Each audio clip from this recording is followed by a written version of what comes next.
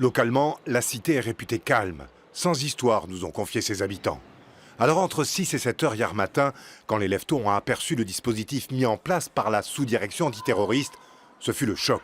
Hommes cagoulés, nombreuses voitures non identifiables, cette jeune femme n'a alors même pas imaginé que c'était la police. J'avais cru que c'était des djihadistes et tout au début et j'ai flippé parce que j'ai appelé la police et tout pour savoir c'était quoi et tout. Alors du coup, la policier, ils nous ont prévenus et tout. Et après, Ils vous ont dit quoi? Que c'était des sécurités, un truc comme ça. L'interpellation s'est en fait déroulée à quelques kilomètres de là, sur le lieu de travail qu'occupait depuis une semaine le jeune homme de 20 ans, inconnu ou presque donc ici. Idem dans le quartier Bourgogne, où la famille avait aménagé depuis peu. Rémiel, non fiché par les services antiterroristes, ne semble pas plus avoir fréquenté les mosquées rouennaises. Était-il seulement converti?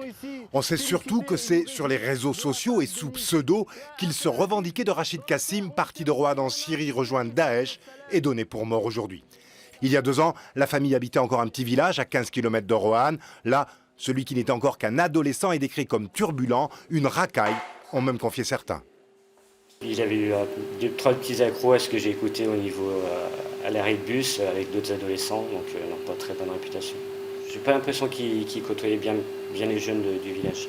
Ils sont restés combien de temps ici? 2 ans à peu près, un peu plus de 2 ans. De Saint-Étienne à Roanne en passant par Cordel, le parcours très quelconque d'un jeune homme de 20 ans vers une dérive loin d'être ordinaire.